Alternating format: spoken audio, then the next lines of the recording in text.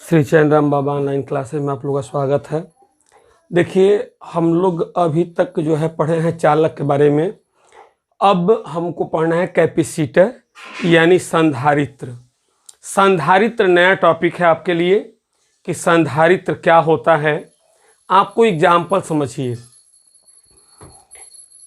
संधारित्र का आप हमेशा प्रयोग करते हैं। प्रायः यह तो जो है एसी को डीसी में कन्वर्ट करने के लिए प्रयोग होता है या डीसी को एसी में कन्वर्ट करने के लिए होता है। आप जैसे पंखा चलाते हैं, मान लीजिए पंखा चलाते हैं, पंखा चालू कर देंगे लेकिन पंखा चलता नहीं है और थोड़े देर में आप क्या करते हैं, उसको एक ट्विस्ट फोर्स लगा देते हैं तो अपने आप फिर चलने लगता है पंखा। आप जाते हैं दुकान वाले, उससे क्या नाम है, इलेक्ट्रिक जो बनाने वाले होते हैं, वहाँ जाते हैं तो कहता है, आता तो कहता है कि आपका कंडेंसर खराब हो गया है। कंडेंसर क्या है? एक तरह का कैपेसिटर है। वही क्या है? कैपेसिटर है। तो कैपेसिटर क्या है उसके बारे में हमको जानना है। कैपेसिटर का काम क्या है? ऊर्जा को यानी एनर्जी को संचित करना। वही एनर्जी इसको देता है पंखे को, तो चलता है। नया कंडेंसर लगेगा, तेज चलने लगेगा, क्योंकि अधिक एनर्जी वो गेन करता है।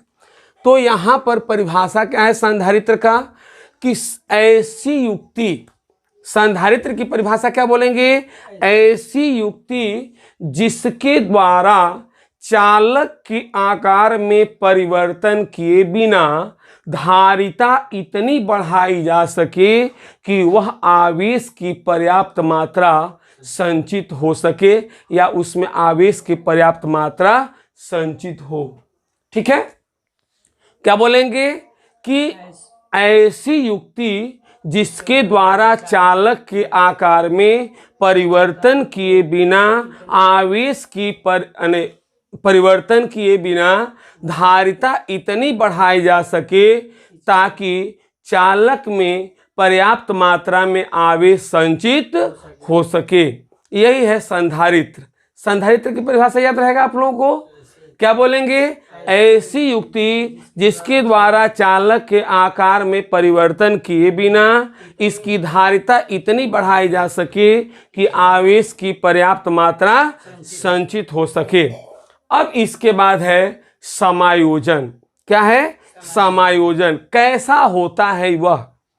अब आप तो देखे हैं कि सिलिंड्रिकल होता है कैपेसिटर, उसमें क्या नाम है, पंखा में जो कंडेंसर होता है ऐसे बैटरी टाइप का होता है और उसमें दो तार निकले होते हैं। तो आप कोई जरूरी नहीं है कि बेलनाकार ही हो, समांतर प्लेट संधारित्र भी होता है। जैसा हम फिगर बनाए हैं, देखिए समायोजन में लिखे हैं, हमने लिखा है समायोजन में कि दो चालकों या दो प्लेटों का ऐसा समायोजन, दो प्लेटों का ऐसा समायोजन जो विद्युत रोधी पदार्थ द्वारा पृथक्कृत हो, जो विद्युत रोधी पदार्थ द्वारा पृथक्कृत हो तथा जिस पर समान परिमाण के यहाँ लिखा हूं, दोनों प्लेटों पर बराबर एवं विपरीत परिमाण के आवेश स्थित होते हैं। देखिए यहाँ पर प्लस चार्ज है तो प्रेरण के कारण इस पर माइनस चार्ज हो जाता है। अब इस माइनस चार्ज के कारण इसके बाहर प्लस चार्ज हो जाता है, क्योंकि प्रेरण का कारण क्या है? प्रेरण में क्या होता है कि सामने वाले पर अपोजिट चार्ज उत्पन्न होता है। सामने वाले पर क्या होता है? अपोजिट चार्ज उत्पन्न होता है। और जब यहाँ से हम इसको अर्थ से कनेक्टेड कर देते हैं, मान लीजिए कि इसको अर्थ से कनेक्टेड कर दें, तो इसका टोटल जो पॉजिटिव चार्ज है वो पृथ्वी के अंदर चला जाएगा। देखिए ध्यान दीजिए, यहां पर प्लस प्लस चार्ज था। जब हम इसको अर्थ से कनेक्टेड कर देंगे, पृथ्वी से कनेक्टेड कर देंगे, तो टोटल चार्ज क्या होगा? अर्थ के अंदर चला जाएगा, पृथ्वी के अंदर चला जाएगा। क्लियर इतना? अब देखिए, तो यही है हमारा समायोजन। क्या बोलेंगे कि दो प्लेटों का ऐसा समायोजन। देखिए हम बोर्ड पर लिख दिए हैं, आप लोग उतार भी सकते हैं आराम से। क्या बोलेंगे कि दो प्लेटों का ऐसा समायोजन जो विद्युत रोधी पदार्थ द्वारा पृथक्कृत हो, इसमें विद्युत रोधी पदार्थ इसे हवा है बीच में, विद्युत रोधी पदार्थ द्वारा पृथक्कृत हो तथा प्लेटों पर बराबर एवं विपरीत प्रकार के आवेश हो, बराबर एवं विपरीत प्रकार के आवेश हो, यह इसका संयोजन है। अब संधारित्र की धारिता क्या है? संधारित्र की धारिता। तो संधारित्र की धारिता क्या है उसको जानिए। तो संधारित्र की धारिता की परिभाषा है कि संधारित्र की किसी एक प्लेट को दिए गए आवेश, दो प्लेट है, इस पर प्लस क्यू चार्ज है तो इस पर माइनस क्यू चार्ज है। संधारित्र के किसी एक प्लेट को दिए गए आवेश तथा प्लेटों के बीच के विभवांतर के अनुपात को संधारित्र की धारिता कहते हैं। क्या बोलेंगे? संधारित्र के किसी एक प्लेट को दिए गए आवेश, किसी एक प्लेट को दिए गए आवेश तथा प्लेटों के बीच के विभवांतर के अनुपात को संधारित्र की धारिता कहते हैं। इसे C से प्रदर्शित करते हैं, C = Q/V। याद रहेगा।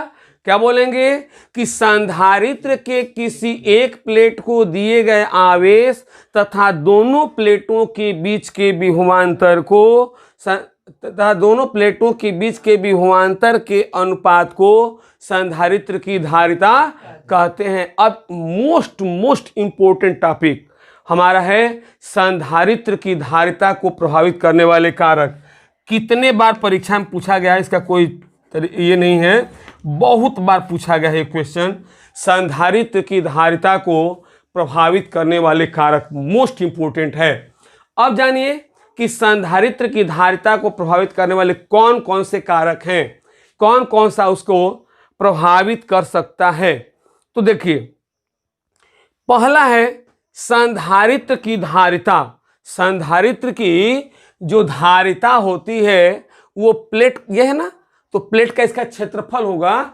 संधारित्र की धारिता प्लेटों के क्षेत्रफल के अनुक्रमानुपाती होता है।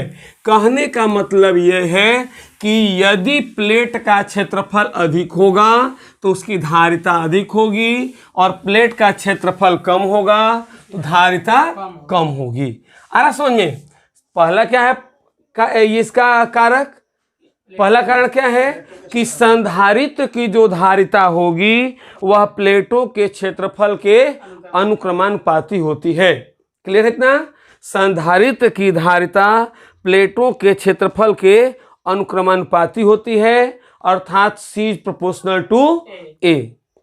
अब दूसरा है संधारित्र की धारिता प्लेटों के बीच की दूरी, जैसे मान लीजिए ये प्लेट है, इसके बीच की दूरी d है मान लीजिए कि, तो प्लेटों के बीच की दूरी के व्युत्क्रमानुपाती होता है। यानी कि जितनी ही दूरी बढ़ेगी उसकी धारिता घटेगी। यदि दो प्लेटों के बीच की दूरी बढ़ाएंगे तो धारिता क्या हो जाएगी? घट जाएगी। क्लियर है? क्या बोलेंगे? संधारित्र की धारिता प्लेटों के बीच की दूरी के यहाँ पर गलती लिख दिए हैं हम, व्युत्क्रमानुपाती होगा। संधारित्र की धारिता जो होगी वह व्युत्क्रमानुपाती होती है, व्युत्क्रमानुपाती होती है। ठीक है? संधारित्र की जो धारिता होगी प्लेटों के बीच की दूरी के व्युत्क्रमानुपाती होती है, अर्थात C = 1/D।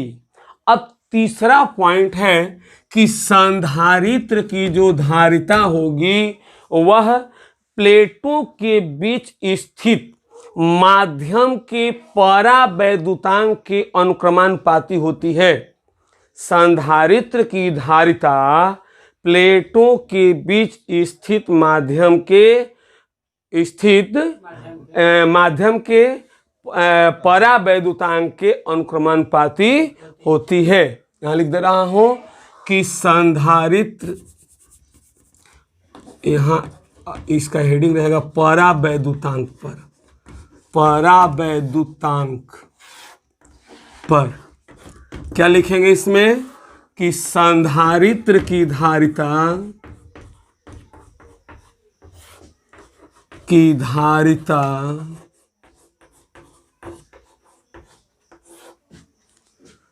प्लेटों के संधारित्र की धारिता प्लेटों के बीच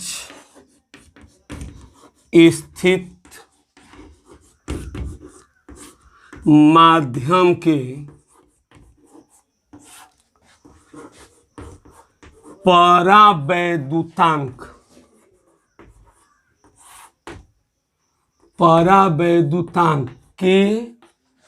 के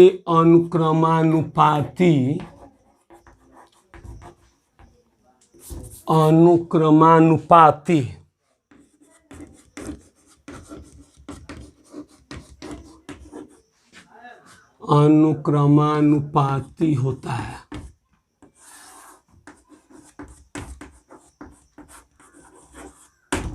क्या बोलेंगे? संधारित्र की धारिता प्लेटों के बीच स्थित माध्यम के परावैद्युतांक के अनुक्रमानुपाती होता है। परावैद्युतांक के अनुक्रमानुपाती होता है, अर्थात C is proportional to K। C is proportional to K। ध्यान दीजिएगा, संधारित्र की जो धारिता होगी उसके माध्यम के परावैद्युतांक के अनुक्रमानुपाती होती है, अर्थात C is proportional to K। Clear है इतना? अब इसके बाद फिर अगले क्लास में हम लोग मिलेंगे। ध्यान देंगे भाई। देखिए 12 वाले लोग ध्यान नहीं दे रहे हैं, देख रहे हैं आप लोगों को मैं नोट्स भी दे रहा हूं और वो भी कर रहा हूं, सब्सक्राइब नहीं कर रहे हैं। सभी लोग सब्सक्राइब करें और लाइक करें।